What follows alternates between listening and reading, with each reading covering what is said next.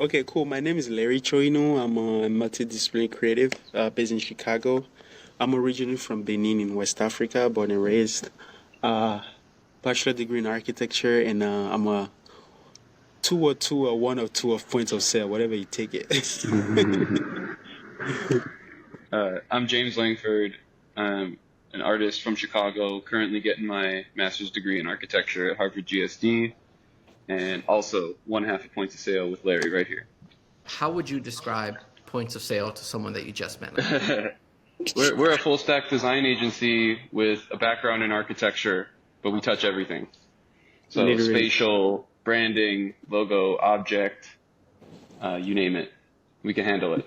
There's like a nautical theme to points of sale, it seems, at least in the beginning. Like, how does that, was that something that evolved into this kind of multidisciplinary like agency? James and I met through a program named the Nike Recreation Center with Virgil Abloh. It's a Nike and Virgil program that was in 2019. And he made a chair for his final project for that thing for that mentorship program, and I did a chair too. So we should make a chair together, and we start like bouncing ideas for a long moment, right? And at the moment we're like, oh, what if we make a chair that gives the feeling of you like of floating pretty much? So we designed this really nautical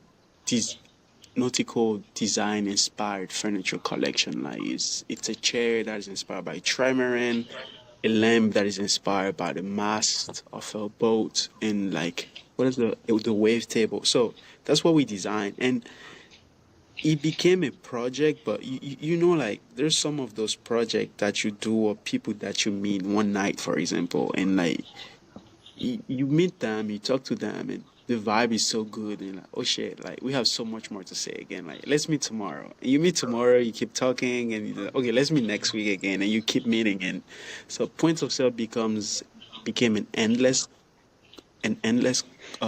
conversation. So we just named the company the name of the first collection that we designed, which was Points of Sale. So it's almost like one song on the album becomes the name of the whole album, pretty much. You know what I mean? It's like the one art project that kind of spiraled out of control where we showed what we could do. That's how the agency was born, super organic. Yeah, but also this just gonna bring back the idea that the name is Points of Sale, right? We don't know shit about how to sell. And we wanted to take something that is like so far away from our reality that anytime we go there to design furniture for ourselves, right? We always are amazed by whatever the references are. So that's where it came from. Yeah, but Larry, you touched on something really important there. The initial genesis of it was that we started with trying to pull from something that we were really unfamiliar with to take that almost like infantile, childlike approach where we can look at things with fresh eyes and then hopefully bring new solutions. I like that. I like that how the name is kind of a bookmark in time, right? For when you all started and met and like that very first collection, and then it kind of evolves from there.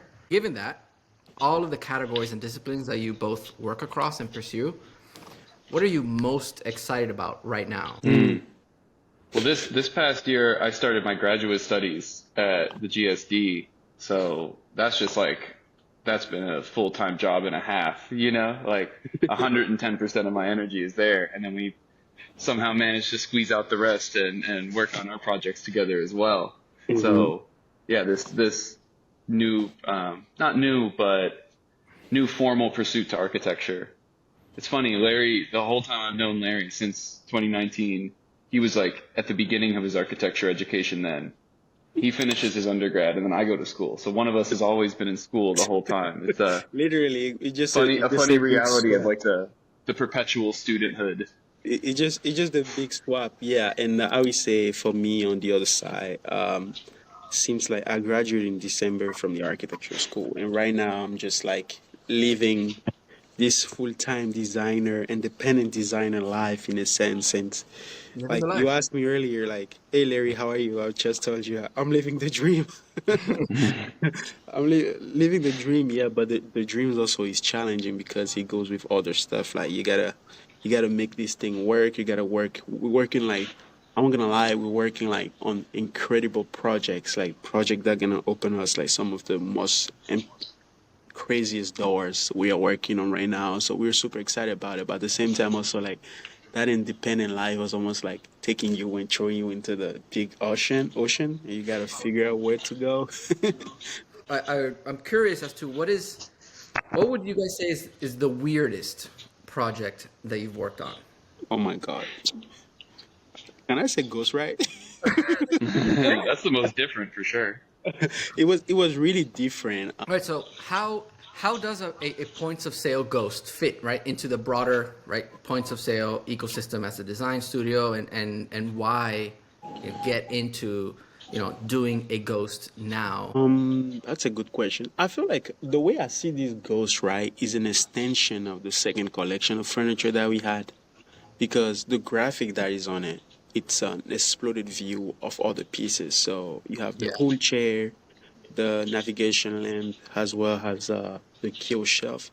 So we said this goes is an extension of that furniture collection, almost like a new piece of it in terms of sculpture that people can have in their home. Yeah, I mean, it's like it's kind of a homeware, isn't it? Like, is it a collectible? Is it functional? I don't know. I like the view that you guys and the design of it, right, is very homeware designed objects, and I think that's kind of a really that's what I would expect from points of sale. A lot of your projects, your furniture pieces, right, are furniture pieces, functional, but they're really also beautiful art objects in and of itself. Yeah. And I think that the points of sale ghost, as well as the packaging, you kind of want to have it up on your shelf. You never want to open it. It's a true collectible. You kind of want to just have it there and display it. I think like the design of that speaks to it. So it's a really good Yeah. homeware. Is like a really good way of doing it. Yeah, and also like are we talking about the waves on the packaging? Also the content. It's so us like the water. You guys been killing with the content, right? Like the water, it gets into the water and it comes out, and the water flows. Like it just remind me. I just want to be in vacation, listen to what is the video though? Okay, I just want to be in front of the water right now. Pretty much so. Um, And it's Definitely. like a kind of fun new approach for us where everything we've explored thus far has been like architectural, formal exploration, industrial design, and this was just a canvas. Like you gave us the object and we had to make it feel like us. So it was a fun exercise and like a new way of like expressing the narrative, the identity. Hey, I okay, love the let's. texture of it. You feel the dots on the box, like actually topographically. There's another story behind the name. James, you gotta tell this story. The Yeah, name tell us the Skip. story. Tell us the story of Skip and how this ghost is named Skip. You gotta tell a story Oh, there. about how we found Skip and how we Skip become part of the family and how this thing is Can named I flip the Skip. camera? Is that a Yeah, thing? yeah, yeah. No, Yeah. I'll do one of these. That's Skip. So I was What's living on his? the west side of Chicago, August of 2020, like right around the time we were gearing up to release this collection. We had been working on it kind of the couple months leading up, and I was in like a kind of a gnarly rundown type of building, but I had all this square footage. I had a big side lot, like all the space in the world for super cheap. But it was like when we moved in there, the kitchen was like a PVC pipe. We had to put everything in. But one day over there, I was just working in the shop in the back. I had my headphones on. I was cutting some wood on the table saw, and I look out into the yard, and there was just a little dog out there. And I had never planned on like really owning one or keeping a dog, but I couldn't leave her there, and because we were in kind of the summer of COVID, the heat of COVID at that time, you couldn't just take her to the shelter right away either. So I had to keep her with me for the night, and then after that, couldn't let her go. But she didn't have a name for the first couple days or anything. And this was literally like the week we were shooting all the content for that first collection of furniture, like gearing up to release it. And I had this dog with me. So I had to bring her with me down to the marina where we were shooting all the furniture. She was there kind of like barking. She was a little nervous. And that's kind of where it came to me. Just like the captain, the Skip. with all the boats, the furniture, and so that's always been a special name for us. So I love that. the ghost has a good reference name. Yeah, a story behind the name. Yeah. We'd love to hear more about like the specifics of the design of the ghost, right? Like the graphic artwork that's on the chest, the wind logo that's on the foot. Everything seems very kind of intentional, and tying back to this brand. So just walk us through, some of these design elements and the choice to put them on the ghost. I'm gonna start with the front graphic, right, which is on the belly, pretty much. That represents a graphic. It's an exploded view of like the furniture pieces that we designed for our second collection. So it is a lamp, a chair, and a bookshelf. So this is much an axonometric exploded view of the whole pieces together. We have the deconstructed points of sale logo here. That is like a more crazy version of our normal logo. It's really manga inspired pretty much. We have the Morse code on the top, has pretty much like a crown, something that highlights the crown. The point of sale icon here at the top. And at the bottom here, we have the winds. This is something that we reference a lot in our graphic, like points of sale, pretty much like in like technically, a point of sale is like all those like it's a graphic that shows you when you're on the water, pretty much like where the winds comes from and how you should place your sail for the wind to push you. So it's a specific graphic and it's named like that. And we took inspiration from that to name the thing, obviously. But on that graphic, there's a specific place where it shows you where the wind comes from depending on where you are. So we always take reference for that element and we place that at the bottom of it. So it's a fully piece that fits in our system. And also the packaging. James, you want to go over the packaging a little bit? Yeah, like Larry said, it's kind of just all the elements of our whole language that we built up over this time. Um, on the exterior, you see like the halftone wave pattern. It's just all the little motifs that we've built up over the years that feel like part of the identity of the furniture, of the brand, whatever you want to call it. Yeah, But yeah, that the packaging for it's that a came out beautiful insane one. because that halftone print, it feels like bumpy and topographic when you run your hand over it. That was a really cool surprise. Yeah. Yeah, exactly. Yeah, there's that texture really. It's a 3D pretty much. Yeah. This whole thing feels super effortless, right? In the sense that the way we designed this thing and how we made it. But I can tell you, like, it was days of discussion about like what should we do. I remember when you sent the card, like we were like, okay, what should we do? Because it feels like it was not like we were lost, but we were like, this project is so different from everything else we done before that what way should we approach it? And we look at all the people you guys been working with. Some people with just some specific characters. Some people made like some more abstract stuff. And like, how do we make this thing good and also look like us? And that was a real, I won't say fight, but like a real deep thought process. And we kind of figure out where to land pretty much. Yeah.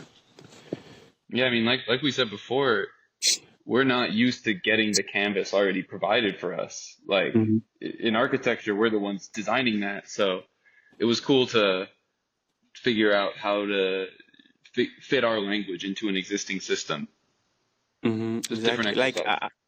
Yeah, exactly. Jumping on that, we just say like, in architecture and design, right? Like the they don't give you the canvas; they give you fibers pretty much to build the Mm. canvas. And you guys have the whole canvas ready, and we got to paint over it.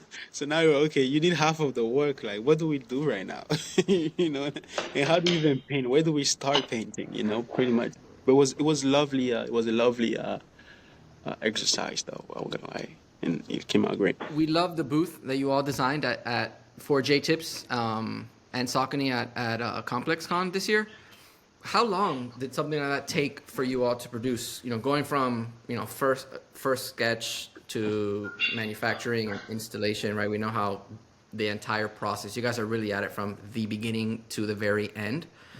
So walk me through that process. Well, J-Tips, we'll start with J-Tips' family. So whenever J-Tips calls, we pick up. But he likes to work fast, a little faster than we're comfortable with sometimes. So I think that booth in particular, from like the start of the convo to opening the doors, it couldn't have been more than 4 months. Yeah, Three it was maybe? super fast. Yeah, 3 months. I would say three because the conversation start really early, early September, early Yeah, a little, September. and it opened up in November. Yeah, but Wow. that was the biggest scope we've done thus far, highest production value, everything.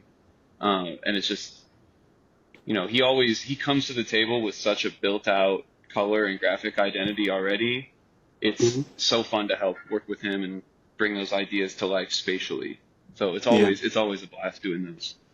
yeah. And I would also say that like J Tips is not like we made J Tips like the last Complex Con. Like we be doing Complex Con project for him for like 3 years now, and even before Complex Con, we done some projects and pitch for him before. So the thing is, he's growing in his design career at a really fast pace, which is impressive. But also to the work that we are doing him, we are growing him too. It's a client and a friend that we are growing with as we are the time passes because every year the budget get bigger, the deliverable gets bigger, and every time And the when we do expectations it, get higher. yeah, the expectation gets higher. The fan want like crazier stuff every time, and he becomes the main attention of the complex con every year. So we are growing with him, and as we work with him, our portfolio also evolves like that. So, and the trust is just crazy. He just comes with like some specific ideas.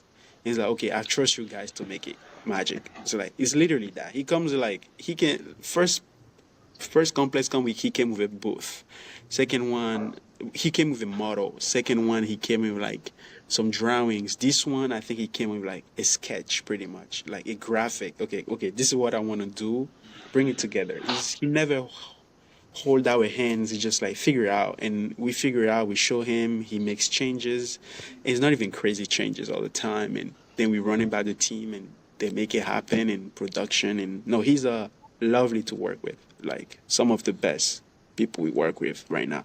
L- Lovely. And we And this grow and this him as past year well. we got the runner up best booth of the year from Complex, which I think we deserve the Fact. number one, if you ask me. Fact. Would you say it's more of would you all say it's more challenging to do something for another brand and their perspective versus your own? Or This is our fourth foundation when we do client job. Is like problem, contest, solution, and benefit. Pretty much, we understand the problem of the person. We go with the contest, like because each person is different. We gotta understand where they come from, what the brand represents, what they're trying to do, and propose a solution that matches that. And from that, there's a specific benefit for that person. So we are contextualist designers when it comes to the client work. In like our own project, we have a style already. We have a stylish approach already to points of sale project, to furniture, inspired by nautical design. Good. But when it comes to client job, we don't do that because we don't want to slap nautical design on every person thing. No, we don't want to be, it won't even make sense at all. Like what the fuck that J Tips has to do with boats? you know? You know what I mean? We created this agency out of like a demand that came from clients approaching us, but what it started with was like our style and our projects and our thought experiments. So Mhm. both of those, they're different. You can't approach them the same way. what are some of these other brands or individual designers that you all as a collective or together are really being inspired by right now in like this kind of in today's kind of contemporary time? Hmm. Well, I can Good I can one. think of a couple off top. From the point of sale lens, the people who me and Larry talk about the most, Ben Edgar has been a mentor to both of Hmm. us, the Hmm. best at what he does. Tom Ducarouge out of Paris, like incredible furniture, spatial designer. Oh Yun Sung from Nice Workshop Hmm. out in Seoul, another just incredible, like pushing the boundary of materiality and furniture and what like kind of collectible design can mean. And then one who we don't know, but I'm a huge fan of, Soft Baroque. It's this design collective. I don't even know where they're from, but they do all the like spatial design for Kiko Konstantinov. That's how I found them. Like Mhm. all the Kiko Dover Street Market installations. And it's just these Yeah. gorgeous metal pieces that are like folded and curved and bent and manipulated, like with such a sculptural quality that it doesn't look like they're doing them in 3D. Like to me, if I had to guess how they were making it, they were like cutting paper up and then just mimicking it with metal. It looks so fluid and organic. Mhm. I would say I would add up a big one too, like Playlab Inc. Of course. Of course, The of course. the Archie and Jeff. Archie, Jeff, those are big people. Those are people we look up to a lot. I mean, like also like this is also like in the really agency level. Like how far can you bring things? Like what is scale of project you can work on? Those people, Mm. right? I would say them. Of course, Virgil. We've all he have done. Yeah, I can see those. Who else? Like yeah, man, I would say those people, pretty much, yeah, yeah. And 1%, my phone gonna die right now. But allegedly.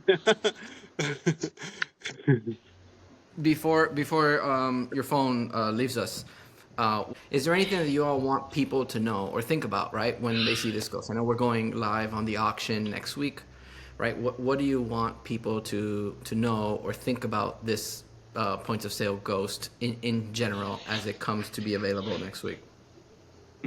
I would just say quick that this thing comes from the herd, right? It's the ethos of the what we are building here at point of sale that is concentrated in one single product, and we are super proud of it. Yeah, man, this is like a it's like a time capsule from a moment in time from where we were at when we started this conversation to where we're at now. It's like that that period in brackets, you know? It's like the more permanent version of when you get like a sticker from a brand at a certain time when they were doing this one art style. Like we're evolving people and our conversation is evolving, but we think this is like such a cool stamp of where we were at from this period. Yeah, I like how you phrase that, just like points of sale in and of the name itself, right? How that comes from like this early on conversations. This ghost is a point in time, and I am excited to see what the next points of sale ghost and what that point in time right looks like, and then how this will evolve over time for sure. You know, thank you both so much for taking the time talking to us today, walking us through, you know, who you guys are, the ghost in general, these kind of ghost, really specific ghost details that are, I think, really impressive part of the design. Um, really looking forward to this auction coming up next week, seeing how it goes, and more to come. Everyone, you know, stay tuned. You know, we got a lot of points of sale, um, future product coming in, so for sure. Our pleasure, man. Thank you.